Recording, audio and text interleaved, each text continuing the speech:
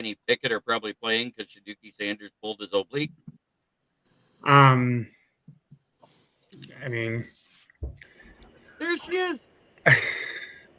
Boom! We got a full crowd, people. Look at that. So yeah, I don't know if on that, fellas. Sorry, JB. Just to let you know, I have to duck out in a few minutes because my mum's coming over quickly. But I'm just going to throw something at her and get her to go. But hi, everyone. Hello. Hey there. We're talking about the brownies because Billy Gabriel and Kenny Pickett. Come on, I can't be the only one that thought of the Judy is duty line. You were the first one. Oh yeah, for that one, absolutely. Ooh, that's a good come one. On, like I'm on 4 cups of coffee and no one thought of it. I don't give a shit what anybody says. I'm voting for whatever she says just because of her accent. well, Michael, she likes Caleb Williams, has a signed helmet from him too. Okay, I retract my previous statement. Yeah, I'm with you, Michael. next to you can't say it. It's right next to the Lions one, so there's that. That Lions one would be you need to get a Vikings helmet. Wait, would that Lions one be Amon-Ra St. Brown? No, but I wish. Oh. Who is it? Oh, it's one of your Lem Burney, I think. Lem Burney, is that his name? Lem Barney. Yes, that's him. Yes, it's him. Right. That's what that is.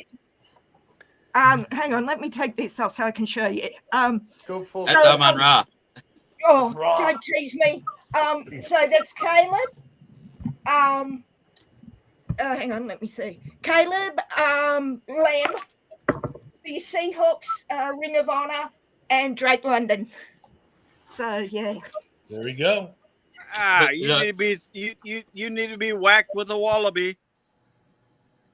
All right. That could be in what context? Because that could be taken 12 different ways. But well, and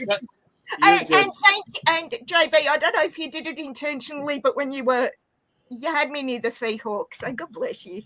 You had me next to Blitz when you moved up. So that is so awesome that the NFL is stretched to so many different continents, and God bless you. You cheer for who you want to cheer. We love you for who you are, and it's a great day in the world. We all know the 12s are the loudest, and Arrowhead being the loudest stadium. Don't get me started on that. But sorry, I derailed the conversation, JB. I'm sorry. You're good. All right, hey JB, I got to bounce, brother. I appreciate you letting me in tonight. I'm looking forward to the regular season. Skull, but I got to add that second word to it because that's what the Lions do to him the last couple of years. Skull, fuck them. Yeah, well. Hang on, my mom's just calling me. I'll be back in a sec, boys. Yep, no problem. Hey, JB, this is a different year, bro. So we'll see. The year of JJ McCarthy. Whose turn is it, JB? Where are we? All right. JB, I love you, brother. Thanks for having me. Love you too, brother. Guys, I appreciate everything. Y'all have a great night. See you, All right. Will, it's your turn, Will. As a matter of fact. Yeah, Will, it's your turn. I'm not a big fan. I'm not a big fan of Shaduki. We've known that. But it'll be interesting. Gabriel or Pickett. I like Gabriel in college. He was solid.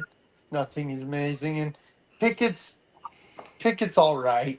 But yeah, it'll be interesting to see. I still expect Joe Flacid to be the starter week 1. Yeah, he'll take his Viagra and come off the couch again. Yeah, but is it going to be extra strength to keep him from napping on the bench? Yes. It has to be. You know what it is? They figured out how. Wait. They figured out how to double it. They give him the Viagra and then slip in that other one that Ron Jeremy promotes, Extend. Yeah. This one tastes different. It's okay, Joe. Just take. Good luck with that. I don't know who's winning week 1 at this point because it's like an extended preseason for the starters the first couple weeks. Yes, I agree with that 100%. Austin and Megan, how do you feel about the whole Browns situation this week at quarterback? I mean, well, they have 8 quarterbacks on the roster. I know that. 12. That many. 12. I know they don't have that many, but they do have a lot. So I don't think Sanders was going to be the starting quarterback anyway. I think if he does well in the preseason, he probably would have been second or third.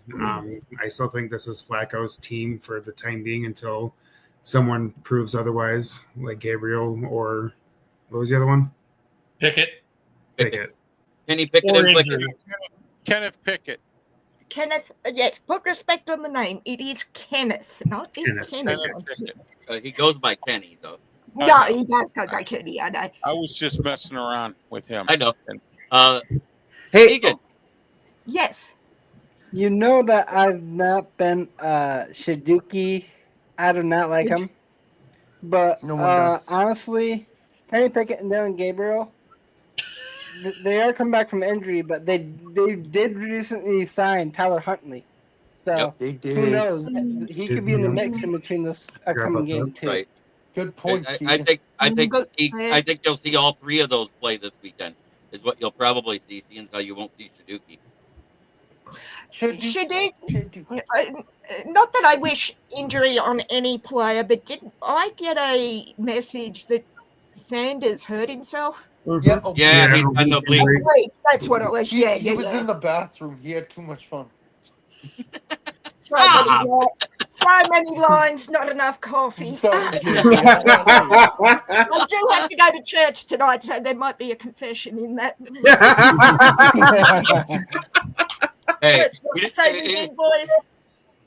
He could have just strained a little hard going to the bathroom.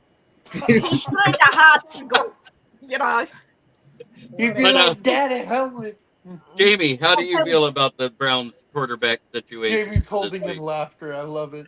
I know. I love it when he does that. He's just like, oh my God, I can't believe he does that. Anyway, you never know what's coming out of our mouths in this show. Anyway, you guys or JB going into our mouth.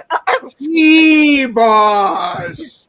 Excuse me. Hey, speaking of things going into mouth, we could always take a look at how Caleb eats corn. Oh, are we gonna say?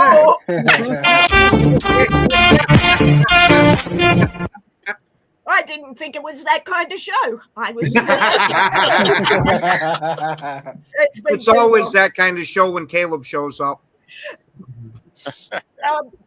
Too many lines. Great one, go Pack, go. Hey, JB, real quick, just for you. Hey, JB, I don't judge much. Hey, I didn't make the meme. I just share it. JB's just a dude playing another dude playing another dude. Yeah, wait. I made the meme. So I made the meme and I'm showing the meme. So I'm not the dude being the other dude playing the other dude. Yeah, there we go. But is the dude playing the dude playing the dude playing a woman just to confuse it, or am I confused? That's Caleb. I call him Caleb. We can call him Caleb Mulvaney. Oh, that's funny. Hey, just real quick, train track, rails. Off and quit. We're in the weeds now. All right, Jamie. So Jamie, So, Jamie, do you think it's going to be the three quarterbacks that I said, those two that they mentioned that are coming back to practice, and then flash in Tyler Huntley this weekend with Shiduki being gone? Yeah, you guys call him Shiduki. I call him Shabuzi Sanders. Shabuzi has the #1 hit. The only thing he got is his damn jersey retired for going 13-12. Right. Oh, it's amazing what happens when your daddy coaches the team. Everybody at the bar getting tipsy. Anyway. Okay, Ralph, how do you feel about that over there? Well, I would settle for Tyler Huntley because at least Tyler Huntley's won some games. Kenny Pickett, he stinks. And I'm hearing Gabriel's not doing real well. So I would go with Tyler Huntley, for now. I don't think Kenny Pickett's going to make the team anyway. I think he's going to be out the door. And Gabriel will probably go in the practice squad. I see him keeping Sanders and Tyler Huntley if they're smart. If the Cleveland Browns are smart, and that's a big if. Big the real question is if Boob Quinn is smart. Boob Quinn. Yeah, exactly. the Browns are technically kind of smart by default now because at least they didn't take any of their quarterbacks. Like I said, this time they waited till the 3rd and the 5th round to take their quarterbacks. They didn't go number 1 with Tim Couch, 22 with Brady Quinn and Johnny Manziel, and then number 1 with Baker. Even though Baker would have panned out, he still is number 1, at least with Gabriel and Sanders. Well, they were smart and they said we're not gonna take a quarterback early. So after 45 times you learn your lesson. No, but you know what though, Jamie's on point though, because look they look smart because Tupac, Sanders, Shaduki, whatever you want to call them, coming into the draft weekend, everyone's saying the guy's going number 2, the guy's going number 2. The whole process. He's a top 10 pick. What did the Browns do? They trade out at number 2. Everyone's like, oh my freaking Lord, I mean, they're not going to get Sanders? Oh, they're not going to get Sanders. I can't believe they're passing up on a franchise quarterback. That was the reaction. They got the haul, and then what do? They get him in the 5th round. So if he's a bust, hey, we kind of fear he's a bust. That's why we waited till the 5th round. If he turns out to be the franchise, not only did they get their franchise quarterback in the 5th round, they got a huge haul for that number 2 pick. Either way, Cleveland comes out this. The only thing that sucks about that is they wouldn't have the 5th-year option with them. Yeah. I remember watching it with the 12s, thinking exactly that, Ken. What they've passed. Then we were taking bets that he'd go undrafted. Sanders would go undrafted was what we were all saying. Then he goes in the That's in the what we 5th. thought on JB's, I think. Right, JB? Hey, I sat at a draft show in Pittsburgh, and I said, oh, Shedeur Sanders, Steelers are going to get him because he kept passing every team going up. Then when he passed the Steelers, I went, oh, this is going to be interesting, you know? Yeah, we were on the 12th because I stay up 3 days straight. I was hallucinating, like, Sanders hasn't gone. Is this because I have not slept in 3 days? And then, Browns take him, and it's like, I see the logic in waiting for the 5th, but when you hear he's going 1, 2, 10, then drops, Megan, he turned off a lot of people in the pre-draft workouts and stuff. Yeah, I was one of them. Said, do you know who my dad is? And then also where he was like, oh God, I forgot. All the rumors he was uncoachable and his dad was going to be his agent and all that other good stuff. But at the end of the day, now that the story's been written, the Browns are going to look great if he pans out because either way they look good. I don't think he is. Can I ask a question? This might be a weird comparison, though, right? But everybody said the same thing with the Patriots, right? When they took Tom Brady in the 6th round, like nobody knew who this guy was at the time. I'd take Brady over Sanders. Okay, if he flops, he's a 6th round pick. If he becomes our franchise, look what happened. He became a Hall of Famer. Can I ask you a question, Ken? When Sanders was dropping, like as far as he did, and like, you know, we heard, Deion's going to be, you know, he's agent and whatever, and he's uncoachable. How long do you think this burst of brilliance will last, and how much emphasis do you put on it, given that it's pre-season, not actual? Do you expect? Good question for Jake. It's a great question, but I think part of the thing that we saw with Sanders is he really quickly, after he fired his dad as the agent, he's been creating space, like going so far as to publicly say, Dad, you're not even allowed near the practice facility, the stadium. Don't come to my games.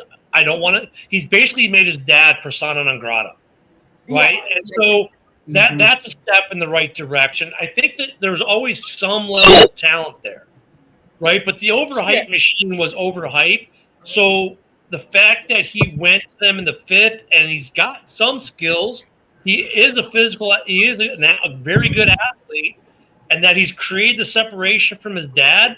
I don't expect him to like tear the cover off the wall or be a world beater, but if he can be in this organization this year and take a step forward next year, maybe he becomes a starter and progresses and becomes that franchise, they are going to look very, very smart in the way they approached this draft and Sanders.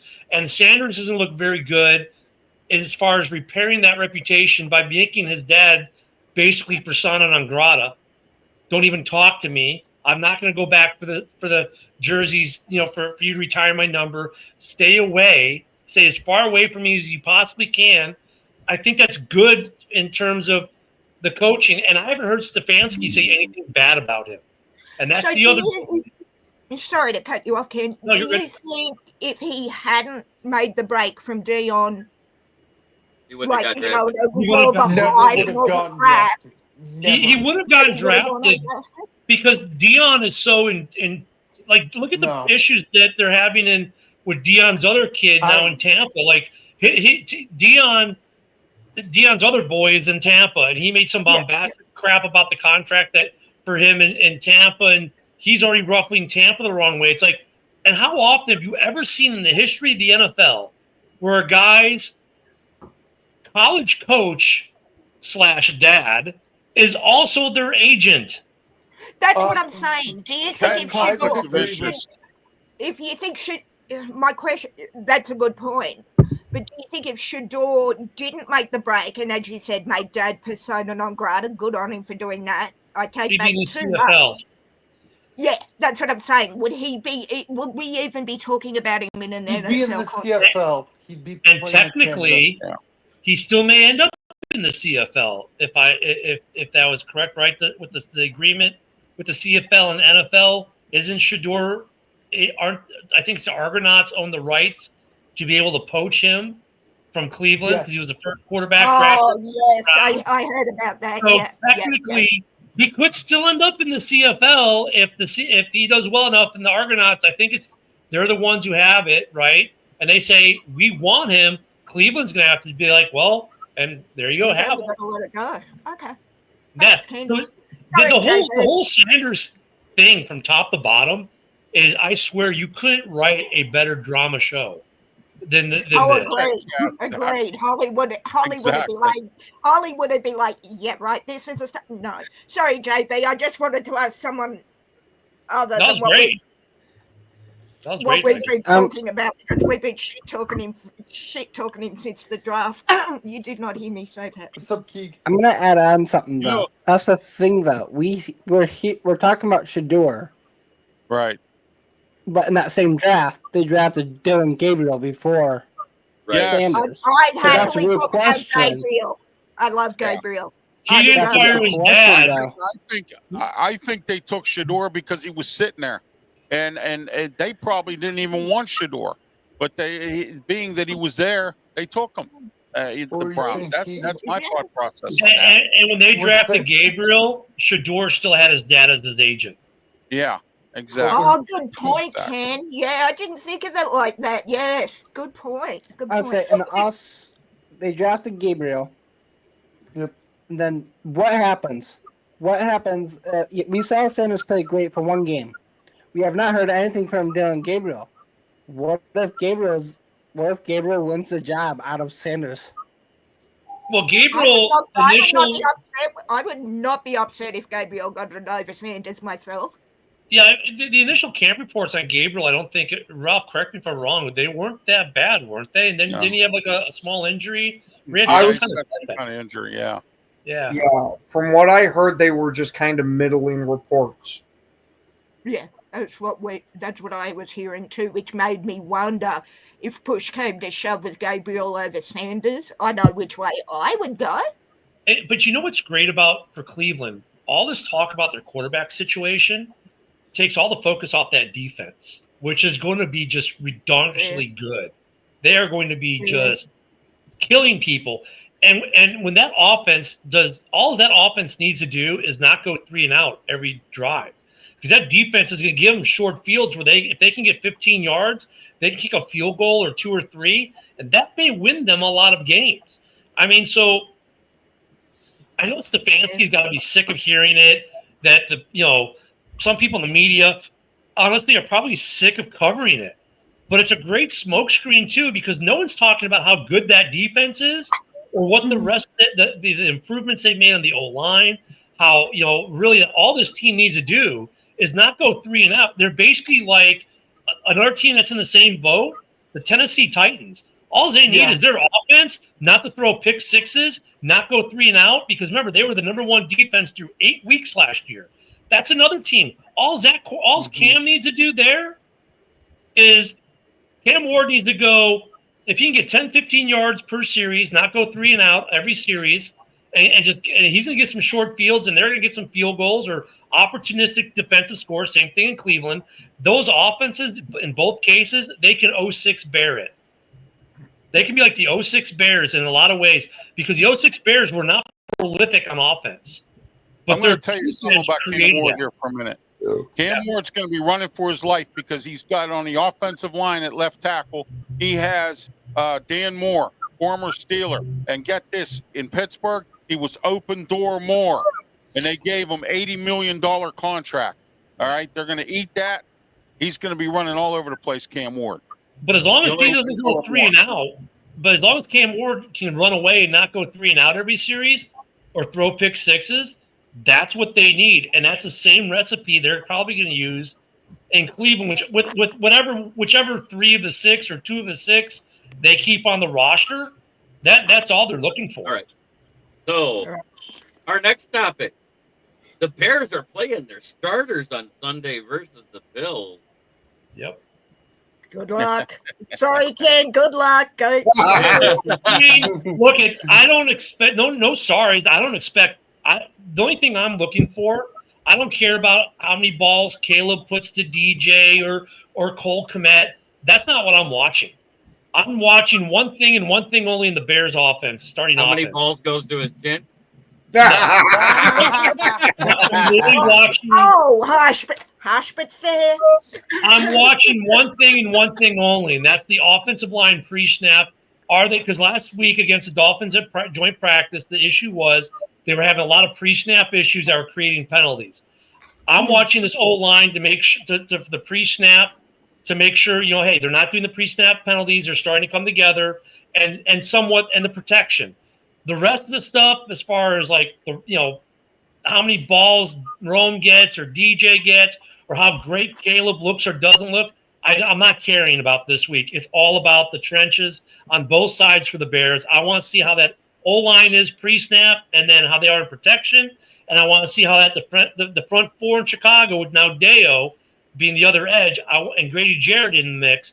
I want to see how they are on the run and creating quarterback pressure against Buffalo. That's all I'm looking for in this game. Yeah, and how many miracle? Got it. like I said, Ken, I do have to go to church tonight. I'll add that to the list of prayers for you. Thank you. Thank you. I'll be back in a second. Megan, do me a favor, please, and this is an off-football topic, but when you go to church, can you please kneel down and pray that the Pittsburgh Pirate owner, Bob Nutting, sells the team? Please, can you do that for me, please? I can do that for you, but I can't kneel because I'm on crutches at the moment. Well, whatever. But everything else I will definitely add. Right. I'll be back. I appreciate that, Megan. Thank you. I've been sending out this prayer group here to get together and pray that he sells the team. So. All right, Kitty Ken.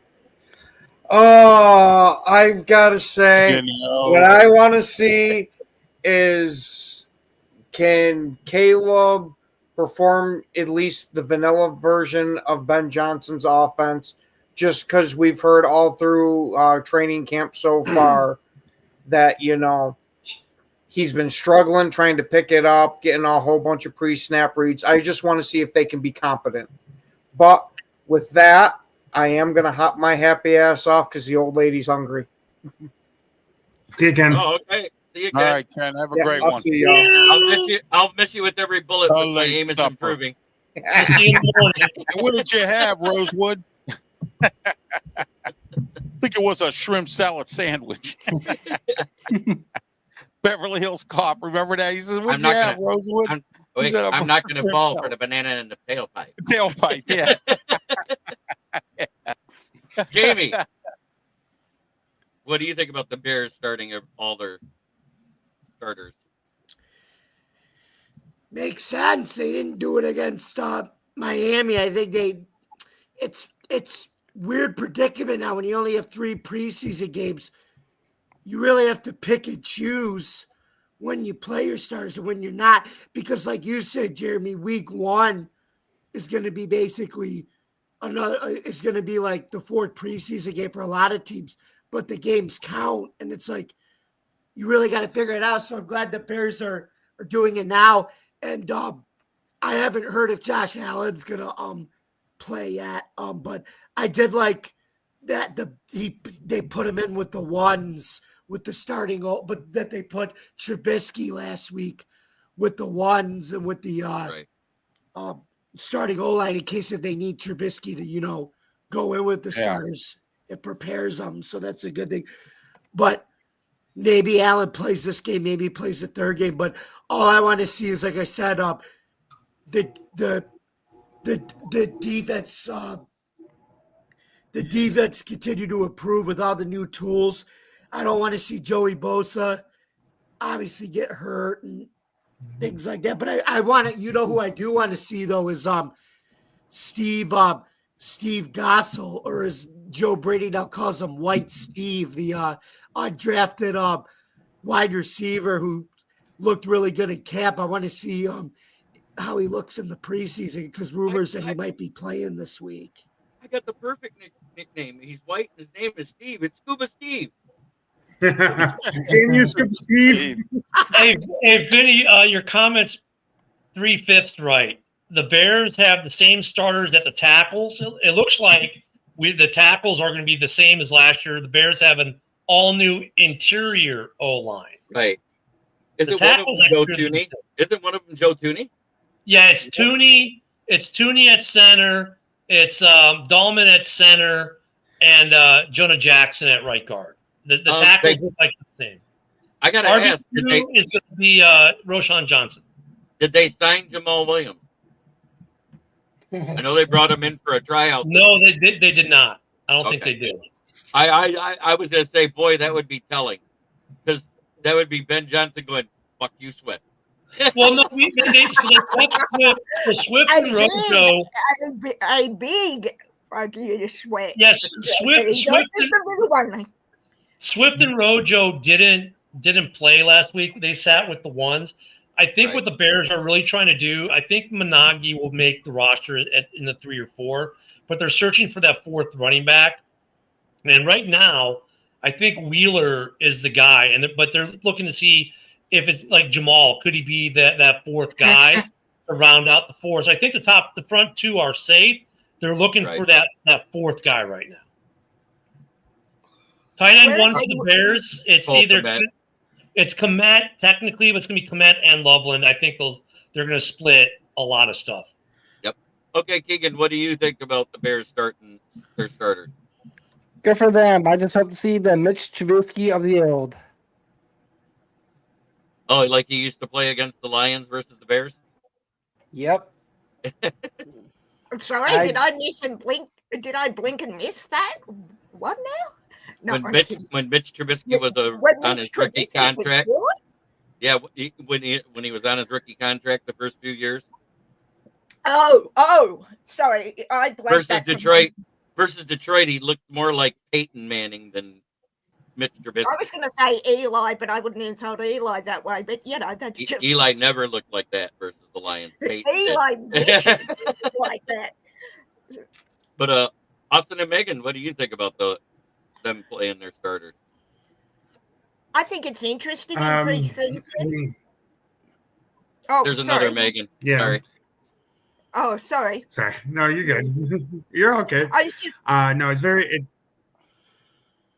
it's definitely interesting. It can be beneficial. Like you said, like with week 1, sometimes being the 4th preseason game, you got your starters who are cold because they didn't play all preseason. So I like it in the aspect that you're getting your starters some experience, like game time, to get them ready for week 1. The only thing that concerns me is, injuries happen. So you want to try to avoid the major injuries to your starting rotation, starting lineup. But that'll be interesting to see. And I'm also interested to see how that O-line protects Caleb. So there was a free agent question about whether somebody was going to retire or not. And I just got the word he's not retiring. OBJ. Yeah. He decided not to retire, and he's still a free agent. Well, he says he's going to retire, but I have a feeling, and I'm hearing some stories here in Pittsburgh, that the Steelers might look at him, or we need a second receiver here to complement DK Metcalf since we got rid of George Pickens. And, everyone thinks George Pickens is going to have the time of his life in Dallas. I think he's going to stink up the joint. That's my opinion. Yep. But, but anyhow, Ralph, everyone stinks up the joint in Dallas. Come on. That's Megan, you are not wrong on that one. You are not wrong. I'm just saying that someone coming in to stink up Dallas isn't going to make that much of a difference, I don't think. No, I don't see Brian Schottenheimer doing anything down there. I wish Shotty the best of luck, but dumpster fire springs to mind. Yes, absolutely. I agree 100%. I think was it Keegan? You said it like with the new offense for the Bears. Remember, they're not running the new offense with the ones this weekend. Everything's gonna be vanilla. So trying to see whether Caleb is. You know that. Yeah. So you're not going to see whether Caleb is grasping the new offense. The only thing you're going to tell this offense really is that offensive line starting to become a unit, or are they still doing a lot of pre-snap mistakes? Yeah, I think that Packer fan was saying, "What's the biggest question for your preseason game?" He watches every show I'm ever on. He knows. Well, I'll tell you something. Ben Johnson doing this is as a new coach. He needs to take a look and see what his ones look like. I mean, he really has to look at more of what they look like in game action. I mean, you can't. Training camp is nothing. I mean, I wouldn't say nothing, but you get what I'm saying. Ben Johnson is a brand new coach. He has to look at what he has. This is his first stringers out there. He wants to see what he has. And I agree with Ken. The offensive line is the key ingredient as to keeping Caleb Williams, protected. And if your lines of scrimmage stink on both ends, you might as well forget it for the season. So, Yep. Let's say I got Ralph's take. Megan. What's up? Megan, yes. I'm sorry, JB. I didn't mean to interrupt. That's okay. I do not understand, and maybe you guys can explain it to me, why you run starters in preseason. Okay. I will actually do it. I agree with. Sorry, JB. It's too much of an injury risk. I get that you want team cohesion and whatnot. And when I heard the Bears were starting starters, it's like, I get you want to be ready for week 1. We play San Fran week 1, and week 18. But why risk it? Okay, Megan. So I wanted to address you it go too. first. Go ahead. You're the host. You go. Back in the day when we had 4 preseason games, it used to be in game 1 your starters played 1 or 2 drives. In game 2 they played a half a quarter. In game 3 they might have played a whole half. In game 4 they played a majority of the game into the third quarter. That was what got your starters in game shape. And that's also back when they did 2-a-days, the pull in the rings, and everything else that they used to do that's not done anymore. And what happens now? In the first 3 weeks, you see 20% of the starters go out with soft tissue injuries, whether it's a quarter, a game, a half, or whatever, because they are not in game shape. But exactly, and flat too. Flat, right. Jeremy. Bottom line, look at San Francisco. Look what happened to them last year. And now Kyle Shanahan's going to be playing his starters in the preseason. Kansas City does it all the time. Andy Reid plays his starters. Hey, Ralph, I'm not going to be upset if we get Kansas this week, but if San Fran wants to play their starters in preseason, their starters, yes, we get them in week 1 at Lumen, I'm not going to be upset. I'm just saying. But that's the thing. And the Steelers have done that. They've come out flat because they didn't put the starters in enough. That makes sense. Cincinnati last week played their ones, Joe Burrow and their 1 receivers and everything, for 2 drives. They put up 2 touchdowns. When asked after the game, why are you playing Burrow in preseason game 1 for 2 drives? They said, because last year we came out really slow. Yes. There you go. My point is made. Yes. So to get back to the question, Jeremy, I thought that was interesting, but now I understand why a little better. I guess it's not surprising. I just look. I know you give me shit for loving Caleb, but fight on. I just want to see, like every other team, I just want a competitive season. And if the Bears starting their starters in week 2 of the preseason, darling, pink's not his color; it's fluorescent yellow. We all know this. Yeah, there yes, it is. It's pink. It's pink. It's maroon. Okay, it's cardinal red. But if the Bears start their okay, now that's frightening. It's putting me off my train of thought. If the Bears start their starters, get through with no injuries, and are competitive, I don't have a problem. If they fall off the cliff like they do, sorry, not sorry, Ken, I'm going to wonder why. But I just want every team to be competitive, especially playing San Fran week 1 at home in Seattle. I really want to win that, but yeah. That, I guess San Fran's really starting their starters. Yeah, they've started them. Yeah, they've done last year when they didn't do it. Yep. Shanahan came out and said that. Well, Shanahan said that the problem with San Fran last year was they didn't, and so they did, or they are. So it's less about them developing in the playbook because they're going to do that enough in the practice with the first string offense and defense because they're going to play against each other all week long in the practices. That's what they're working on there is the actual playbook. In the game, it's more about getting them reps and getting them into game shape. It is less about getting them hitting somebody else, Jeremy, other than themselves. You see, good point. Is that why they have the joint? Sorry, Jeremy. Is that why they have the joint practices with? I think I can't remember who's ours. Well, the Bears have the scrimmages and things. Is that why they? Right, like the Bears have joint practices with the Bills this week, right? And joint practices are great because you can judge your talent against a defense that doesn't see your offense do the same play 50 times a practice, right? But there still are too many controls. Even with a joint practice, there are so many controls. You can't hit the quarterback. You can't do this. But that's the thing about the preseason. You can hit the damn quarterback. You can smack the guy. You got to wear the mushroom head. Look at different talent, though. They get to look at different people, not the same people they look at. Yeah, right. I'm with it now. Because I wanted, as good as they are in the scrimmage, I had friends in Seattle at the scrimmage. Like, seeing that live would be impressive. But to me, it was like, okay, they're practicing. Okay, it's training camp. Why? And I take your point. I take your point about training camp not being, well, it being real, but not in real game situations and whatnot. Right. Well, the other thing about joint practice or camp versus playing in a preseason game, you're in a stadium with a crowd. It's even just the atmosphere is different. So you can't replicate that atmosphere at Hallis Hall or whatever the name of the practice facility for the Bills is, or anything. You just can't replicate that on the practice field. So you get your guys in the stadium in that environment. There are no controls on hitting the quarterback or hitting the wide receiver when he catches. It's as close to an actual regular season game as you're going to get, while still figuring out if you've got it. So I applaud that the teams are playing their starters, whether it's the Bears, the Packers, the Lions, whoever it is.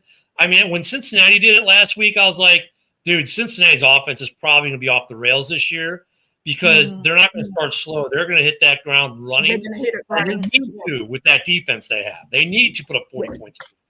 So I think that's the biggest mistake that we've made in the NFL since getting rid of the 2-a-days and all the stuff that JB mentioned is that we also stopped playing the starters in camp because the whole idea of injury, I bet if JB pulled the numbers, he'll find that the injuries are worse now than they were before when we had 4 preseason games and the starters played.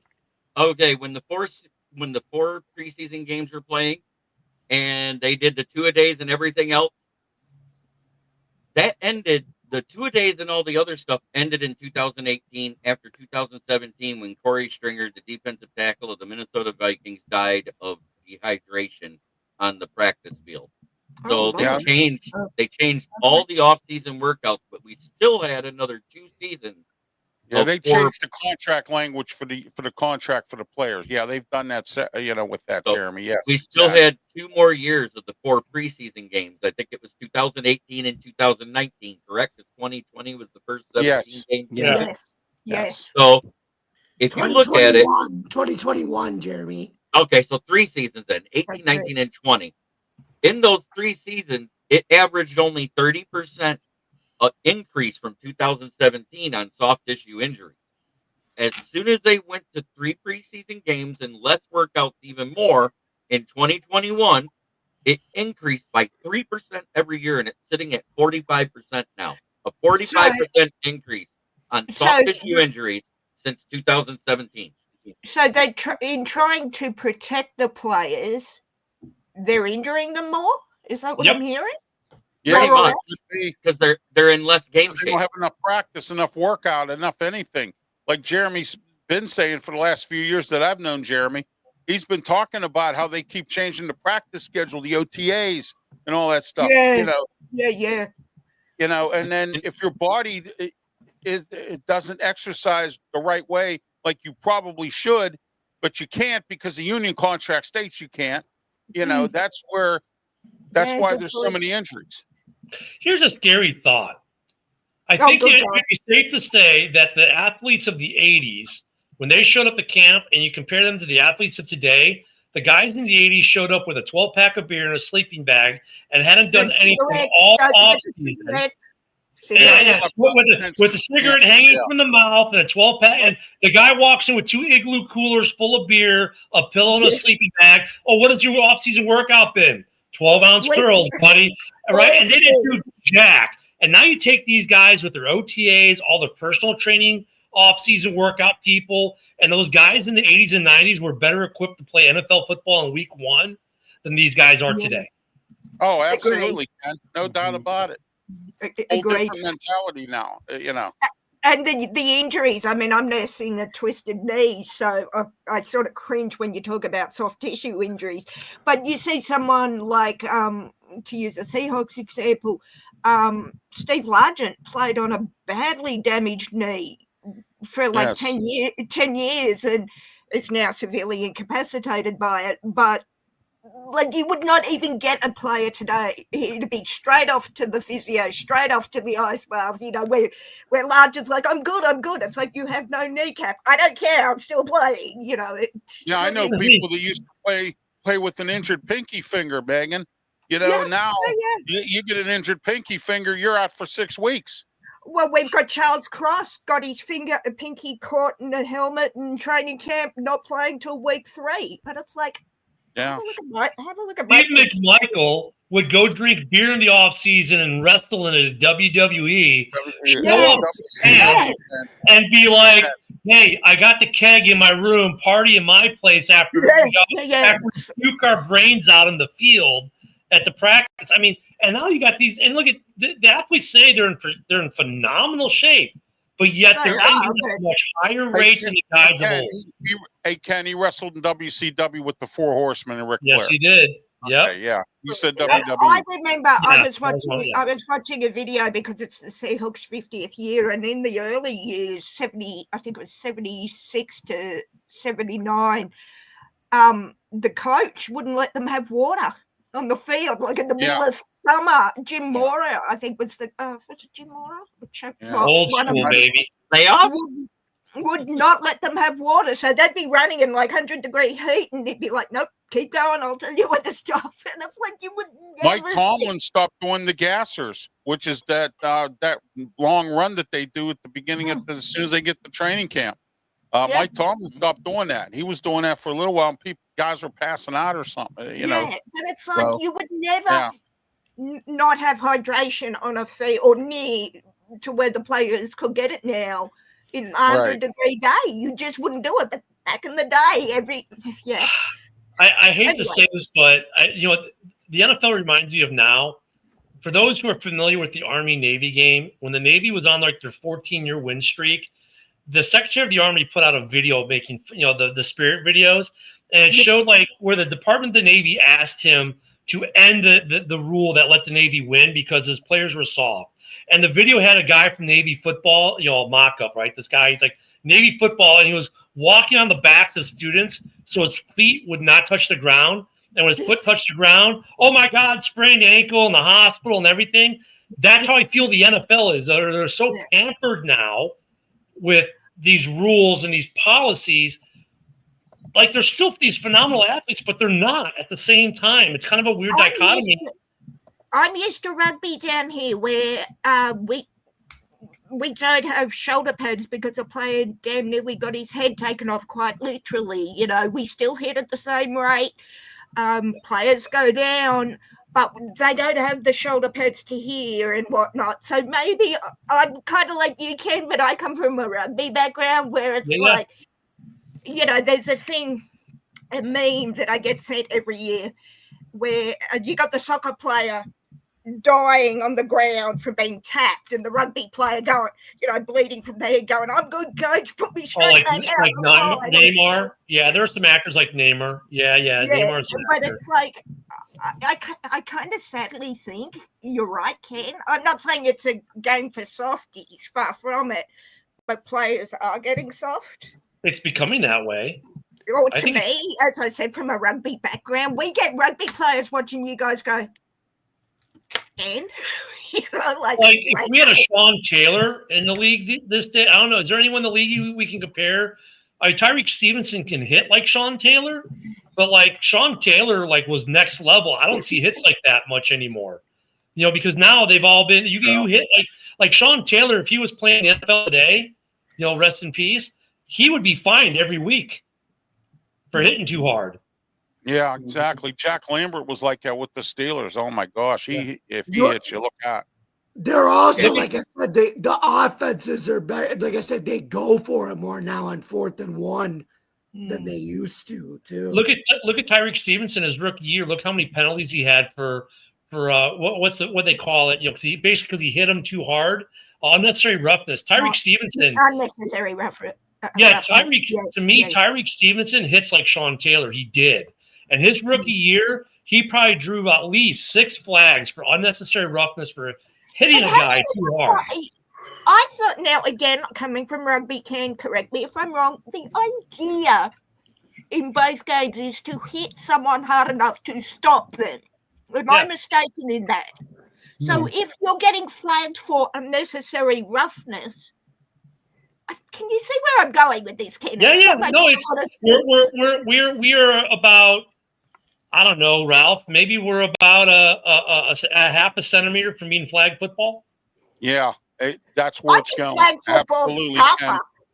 Flag football is tougher than NFL. I'm sorry, I'm just saying. I've got a goddaughter that plays flag, and she comes home bruised, and it's like, I'm not wearing pads. I'm going to drop. If some guy gets in front of me, I'm going to drop him. I mean, look at Patrick Mahomes. A guy gets close to hitting Patrick Mahomes, and Patrick's looking at the ref like, where's the flag? Where's the flag? Yeah. You're a quarterback. You're going to get hit. Pick six, Patrick. Pick six, anyone? So I don't mind going back to JB's original question because we definitely got way off topic. Great discussion. Sorry, JB, they've taken it off track. But the Bears playing their starters, I think, though, because of everything we just said, is a great thing. And I wish that more teams would play their starters more in the preseason. I honestly wish Seattle would, because we're still debating our quarterback and a couple of wide receivers. We're still debating that. And I'm all for giving everyone a chance to show what they can do. But as I said, we got San Fran week 1. I want to be ready to put the gas down because I want to shut up so many Niners fans. You have no idea. I like the less preseason games because you get closer to the regular season. That's why I don't think they need to play 4 anymore. That's just my opinion. I think 4 would be better to make sure everyone's right and good to go week 1. So, I mean, we got 3. Look, let's be real. The only reason we have 3 preseason games is because they added the 17th regular season game. And if we go to 18 regular season games, which they want to do, then we'll be down to 2 preseason. Okay, fine. So if we only need 2 preseason games or 3 preseason games, we need to see a shitload more of the starters to make sure they're ready. Because right now, the level of quality of football we get in weeks 1, 2, and 3, it might as well freaking be the preseason. And we see some sloppy ass football in the first couple of weeks. Yes. Yes. So I mean, that's what the trade-off was, Jamie. It's like if they would have made the trade-off where it's only 3 preseason games, but let's say in that scenario the starters played the first quarter in the first game, maybe they played the first half in the second game, and maybe almost 3 quarters in the third game. Great, but that's not what happened. I bet you that happens. So when they go to 2, they may have to play the starters more in 18. That's what's probably going to happen. Jamie, do you think every team's going to want to start their players? If you've got, I don't know, I mean, we've got Sam Darnold coming as our QB1. You're going to want to play him and again go back to the injury risk? I'm not saying you're wrong. I'm not saying Ken's wrong, but I'm saying you got to weigh it up. Sorry, Jamie. I got some news for you, Megan. Guess what just came out on NFL Roundup today? What's that? Sam Darnold is starting for the Seahawks this weekend. Yes! God bless USC. God bless Sam Darnold. God, I hope he doesn't. Aaron Rodgers. No, you're right. Sorry, you're right, because we got the Chiefs. Today. We got the Chiefs. I wasn't going to watch that game, but if we go to only 2 preseason games, if they go to my Friday for that game, I wasn't going to, but I am now. No, the problem, you know what that does? Heads up, JB. You know what that does too, Ken? That affects the economies in these cities. You know, like the Steelers when we had 4 preseason games, we used to get 2 home, which gives us which gives our economy an opportunity to make money. Okay, right. Now we got 1 game. So that's 1 game lost of the economy of the bars and clubs and hotels. I mean, believe it or not, people actually come to Pittsburgh to see preseason football games because the season holders give their tickets away or sell them or whatever they do for the preseason. A lot of them don't show up for the regular season. Well, not only that, but you need to get the starters like we just talked about, but then you also need to evaluate the rest of your talent. How are you going to fill out the rest of your 53-man roster? And that was the beautiful thing about 4 games. You help the economies with 2 home games apiece for every team. You got to play your starters a good fair amount. You also got to really judge your talent better. Oh yeah, and by the way, having those cut downs every week made you make hard decisions, hard choices, and make you a better rounded team. Now the fact that you can wait till the last day of camp to go from 98 players down to 53 and dump 40 guys onto the open market in 1 day, actually probably, 1, does those guys a disservice that you're cutting. 2, does your team a disservice because now throughout the entire camp, these 40-some guys have been stealing reps from the guys who are going to make the squad. So I think we need to work. When do we start seeing cuts being? Well, I mean, they can cut now. They can cut now. Yeah, there was a total of 15 people cut across the NFL this week. It's all about money, though, guys. Now the league's trying to make more money by adding more regular season games. That's all what it is.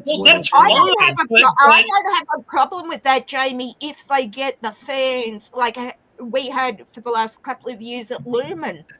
More opposing fans than 12s being a butt on a seat. I went 3,200 miles to go to the Cardinals game in 22, the week 6 game. And okay, it was the Cardinals. It was my brother's team. We won by 10. Great trip. But I think the problem, as Jamie said, is it's the almighty dollar. It cost me $375 each ticket. I bought 2 tickets in the end zone for a friend of mine and I to be under the 12s flag. It's like you want people to come, make it easier to do that.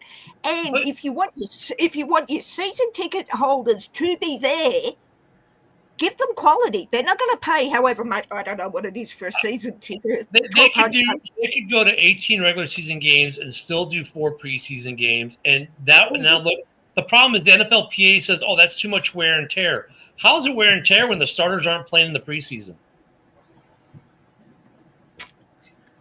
I'd like an answer to that, Ken, from the NFL. I really would. Like, how did they justify and that? the problem is, like, the almighty dollar tour. Now we give you 18 regular season games, which, yes, is more money for the NFL in ad revenue and TV revenue. But the fans, when they're coming out every year in week 1 or 2, and they're like, I don't even know if I'm bother watching or even going because it's just another preseason game because the game is going to be so sloppy. Why are you happy putting out a substandard product the first couple weeks of the season? Like, yeah, that's another thing too. That's another debate there, Ken. But I'll tell you, it also gives opportunity for people who can't get to a regular season game because tickets are sold out. An opportunity to see the team in preseason too. Yeah. All right. I want to hit on that, Ralph, because when we see the schedule release, they're setting up these storylines so that these games they want these games to be sold out, and especially when they're America's Game of the Week or Thursday night primetime game. Those storylines that go into those games is going to create them more money no matter what. It's my favorite Lions fan with his famous line coming in. Gun guy, take your pants off. Oh, I saw that. Well, for me, to give you some perspective on how much I love this team, for me to watch a 10 a.m. game in Seattle, I am up at 4 a.m. Now, I do not mind that if the team is winning, but if they're playing substandard football like they did 3 years ago, I'm at the point where I love my Hawks, get up at 4 o'clock and watch them get smashed. So you're talking about the last year that you guys had Russell Wilson. Yeah. That you're 21, 22. It's like, what's the point? When now, and even with this Chiefs game, I'm still like, am I going to watch? Although Sam Darnold is swinging it that I'm clearing tomorrow to watch. It's like, I mean, all my friends in Seattle are moaning they're up at 10 o'clock up by 9 o'clock on a Sunday. Since I am a Lions beat writer again, writing for the South Florida Tribune under the Motor City Tribune head, and we know we're playing, and they're out of Deerfield Park, which is actually near Miami. So I'm covering both papers with one item. Oh, nice. The Lions versus Dolphins. The Lions versus Dolphins joint practice today. The Lions actually dominated for 2 straight hours over the first string offense. Not surprised. Not surprised. And that's why I said before, what the hell is going on with Miami? Right. But JB, with all due respect, it's the Dolphins. Are we bragging? I think you should. No. I'm not bragging. I'm stating this thing right off. Yeah, I'm stating something factual. Like they said it was 35-3 after that 2 hours and the way they scored it. What is up with Miami? They are it's just mind-boggling in 2 short years how fast they fell. How they've fallen, yeah. They still got a lot of talent. But granted, Tyreek Hill is still not practicing in any of the team events yet, so he wasn't on the field. No, okay. But their entire secondary was there, and I guess Jameson Williams had 2 touchdowns and one where he burned Diffie and goes, "That's why I'm on the team and you're not," and that started a brawl. We're going to find out, Megan. JB, surely not fisticuffs, mayhem, shenanigans, and tomfoolery. I'm there. Yes. Megan, we're going to find out what Sam Darnold does. His offensive coordinator is Clint Kubiak. Yes, he is. And Clint Kubiak's not a bad offensive coordinator. And I grant you that 23-all is not a win. It's not a loss. And I'm loving Clint Kubiak. I was like, oh, okay, great. And then, it's only preseason and I don't usually hold much stock. But I'm kind of... and you know what else, too? Mike McDonald's assistant head coach is Leslie Frazier. Yes. So, And I want to duly noted, gentlemen, that Mike McDonald looks like my dorky younger brother. I am not kidding. You put Mike McDonald and my brother Simon together and you're doing a spit take. Or at least I am. And one of the Harbaugh brothers or sons or something is the special teams coordinator, Jay Harbaugh. So yes. Yeah, I'm really excited for what Seattle's got going. I saw someone say 4 wins this year for a title for Seattle, and I'm like, it was a 49ers fan who were just better. I'm really excited. This is one year where I can honestly look you all in the eye and say I'm excited. What happens, but yeah. At that point, I would tell a 49ers fan, how long is CMC going to be? CMC is I going just to said be playing. we will kneecap CMC in week 1 and see how far your season goes. I thought is CMC going to be available week 1? I know Ayuk is out to 6. No, he's playing week 1. They're aiming for, from my very reliable 49ers connections, they will play CMC week 1 only because it's in Seattle. If it was anywhere else, probably not. So, yeah, I just want to kneecap. I want to kneecap Brock Purdy and CMC. You didn't hear me say that in case it happened. And I love it. We've got him week 1, week 18. So kick him. You know what, though, Megan? Brock Purdy is a 1-year wonder or a 2-year wonder or whatever. 2-year, I would have said, Ralph. Yeah. Is he 2 years or 3 years this year? Hey, not bad for Mr. Irrelevant. I've got what Brock Purdy is. You know what Brock Purdy is? He's Jared Goff. He's Jared Goff. He's only good when wait. And I'm right. Okay. Jared Goff only plays well when everybody that's his main weapons in his offensive line are there. Yes. So sorry, if you look at Brock Purdy, every time that McCaffrey was off the field and one other player went down, it didn't matter what one, whether it was Ayuk, whether it was Debo, whether it was Kittle, that offense fell apart and he looked like crap. Good point. Yes, sorry, JB. I didn't understand what you meant, but I agreed. I've said from day one, and I stand by it. Brock Purdy's overrated. You know what though? For Mr. Irrelevant, not too shabby. No. That's not a knock. That's not a knock.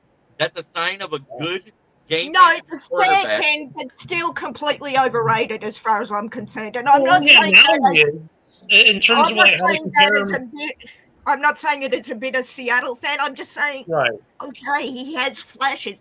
As you said, if CMC's there, fantastic. But you're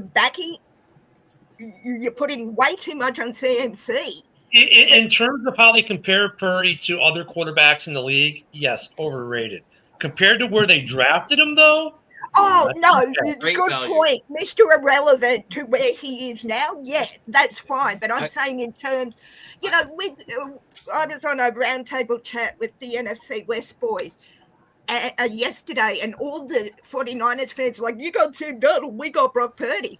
I know who I'm putting my money on, and it's not just because he's from USC. You might as well say you got Rex Grossman at that point. It's like, what's your point? Yeah, I'm still backing Darnold. I would take Darnold over Purdy with my eyes closed and both hands behind my back any day of the week. Here's the only thing I'm going to say about Sam Darnold. This is the year where we see if it was Sam Darnold or if it was KOC. Yeah. Yes. 100%, JB. Yeah. And I'm willing to. And everyone's like, "Oh, Darnold won't be as good as he was in Minnesota as he'll be what he'll be in Seattle." I'll say it. It was KOC because all he had to do is what I said last year, coming into the season, if you remember, JB. All Sam Darnold had to do was channel his inner neck beard, right? Be Kyle Orton, put the ball where they ask you to put the ball. And you'll win a bunch of games. And he did just that. He was game manager extraordinaire, didn't try to do anything special, didn't try to create something out of nothing, just did what was asked of him, and he won a bunch of games. That was all. And it's not all KOC, but it's KOC. Sam Darnold had the skill set to put the ball where KOC asked him to put it. Yeah, true. So if he can be a system quarterback in Seattle, he will do well there too. But if you look at Sam Darnold last year, he wasn't creating. He didn't make something out of nothing. He just did what they told him. And if he can do that in Seattle, he'll be successful there as well. He's got skill. He can put the ball where you need him to. But do you think Mike McDonald will bring that out of Sam? I think. All they have to do is it's going to come down to the offensive design and the play calling. And if they have good design, good play calling, and the receivers are where they're supposed to be, when the ball, because Sam Darnold will put the ball where it's supposed to be on time. If the receivers are where they're supposed to be, they'll do well. If they're out of sorts, if he has to all of a sudden create something out of nothing, they will be out of sorts. Yeah, he's not good at threading the needle, Ken. That's the bottom line right there. Yeah. He's not good but at if you tell him put the ball at the 30 on the right hash, he'll put the ball at the 30 on the right hash on the time when you tell him to be there. But if you tell him, hey, thread the needle between 3 defenders on a zip, nope. You know what? If Brock Purdy goes down with San Francisco, their backup's Mac Jones. Their backup's Mac Jones. And I'm refraining from saying what I think. I'm going to add on to the whole Sam Darnold stuff. Well, we saw how Sam Darnold was before KOC and the Vikings. He was not that great. Years. Well, yeah, but there's another piece, so not to just KOC. There's another piece of just it wasn't the coaching the system as well. That's part of it. The other part of it was in Minnesota for the first time in his professional career, they got behind him. Yes. And that's bringing my second. That's bringing me. I'm saying, before that, could you compare Sam Darnold and J.J. McCarthy? No, because when he was in New York, he was supposed to be the savior. The pressure was different. And I think now Sam Darnold in Minnesota, the pressure wasn't there. J.J. McCarthy probably has more pressure this year than Darnold did last year, but the pressure is not like it was when Darnold was in his first year starting in New York, where he was expected to be the savior of the New York football Jets.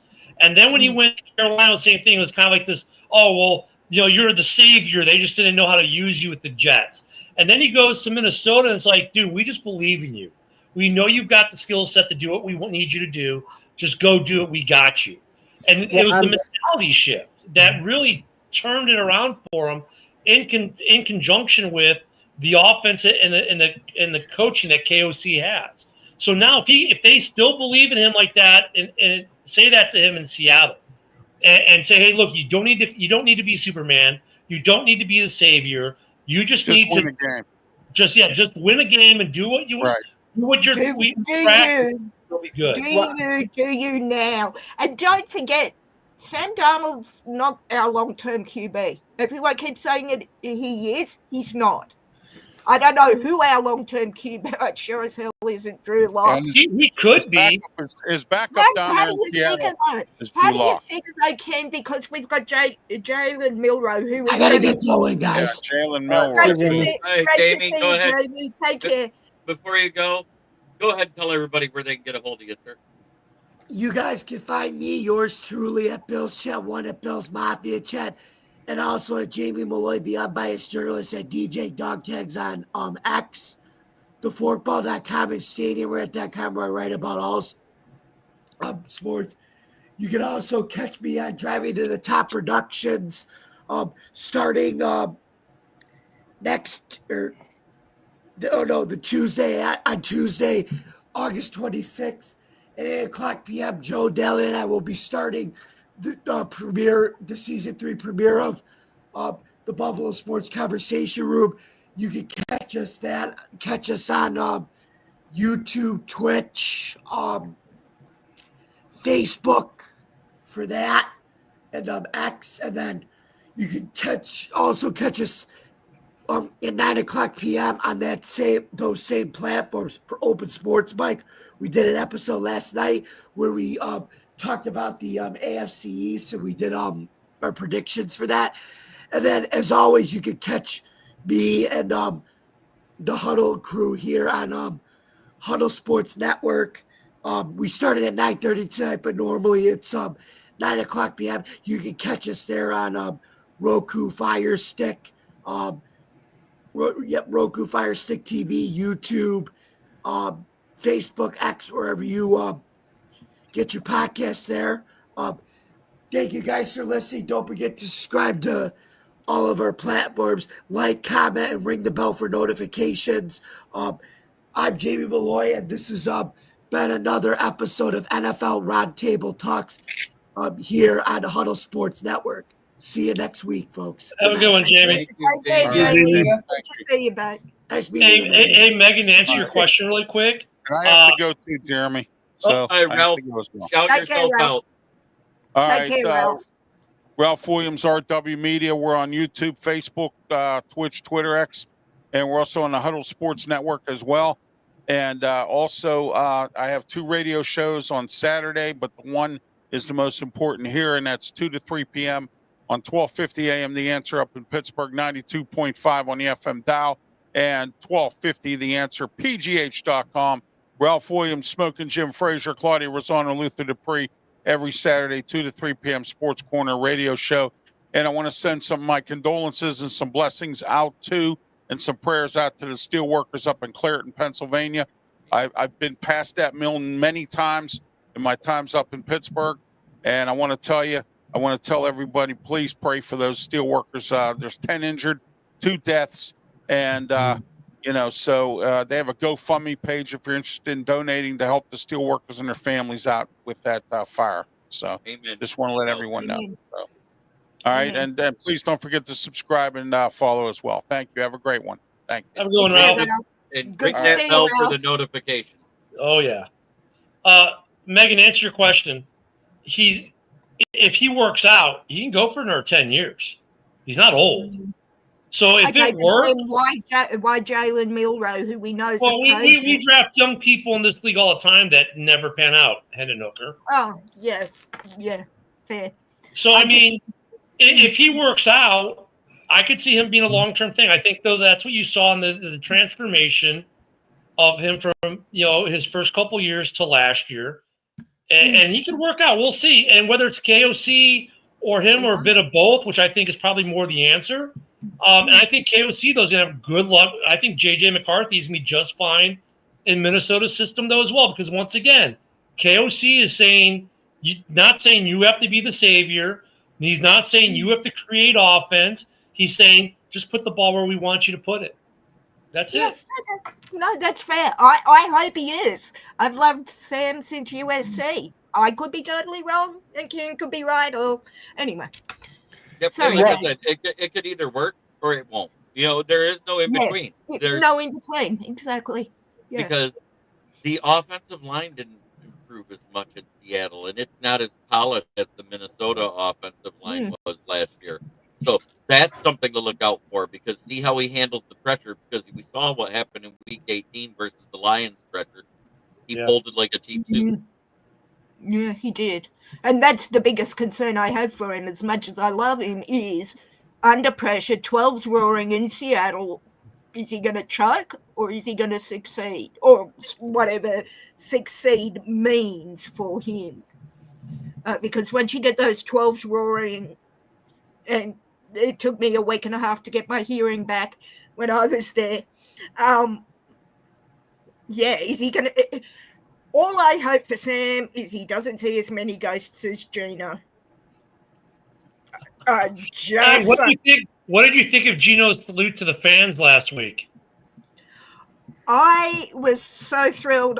I just found my Geno Smith jersey, my Seahawks jersey.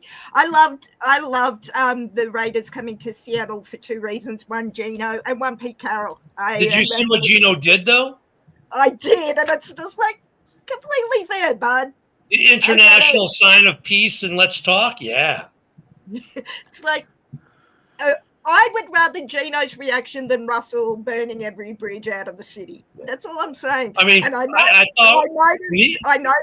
noticed JB has put me next to the Bronco. I'm not sure if it's intentionally. No, it's not intentional. Next to the Broncos logo, but I thought it was absolutely wonderful that the 12s gave Gino and Pete the respect, because I'm always worried. I moved you. There you go. The respect, particularly for Pete, as I said to a friend yesterday, they could have gone either way. But Gino flipped giving them all the bird was the most Raider thing he could ever do? I was like, what, only one hand, brother? God gave you two for a reason. Let's go. But you know, I always get concerned when players come back that may have not left on good. Like we boo. I don't boo anyone generally, but when that field goal for the Broncos, when the Broncos played us week 1 in 22, got missed, I was in LA and you would have heard me screaming in Seattle for that missed field goal. It was insane. But yeah, I mean, I love Gino. I always have. I've got his Funko Pop behind me on the shelf. I wish him and Pete the best of luck. And I'm actually looking forward to seeing the Raiders this year, I have to say.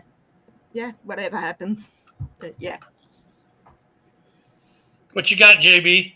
It's been a great show today. It has been a great show. There's been a lot of information back and forth. Austin, tell them about your channel and where they can find you. So I have a new YouTube channel that we're trying to get off the floor or off the ground. It's called Hacked In Fantasy Sports Talk, where we just go over all things fantasy, NFL news, rumors, and all that. JB and I also have a show coming out soon. We are going to start that every Saturday leading up to week 1 of the NFL, where we go over like top 5 ADP positions for fantasy. So super excited about that.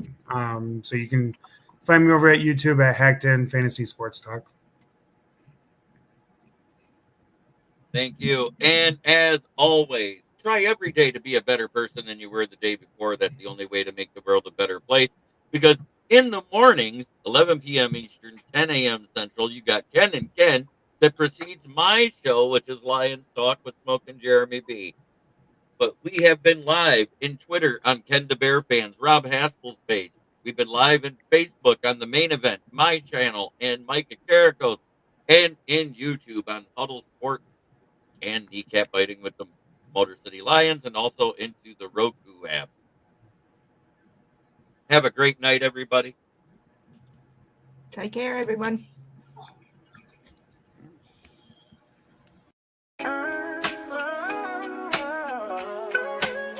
Yeah, yo, it's game time, ain't no messing around. Huddle Sports Network, the best in town. From NFL rumors to the latest trends, we got all your sports, just tune in, my friends. Catch us on Roku, Fire Stick, take your pick. Facebook, YouTube, where the action's slick.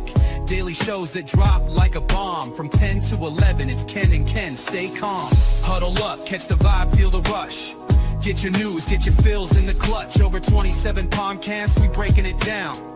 Join the team, Huddle Sports, wear the crown. Live every weekday, it's how we roll. Lions Talk with Jeremy B, we taking a stroll. From 11 to 12, don't miss a beat. We break down the game, make the info sweet. The Daily Huddle Podcast, noon to 1. CST Zone, we're just having fun. Toss your doubts, we bring the facts. Tune into the Huddle.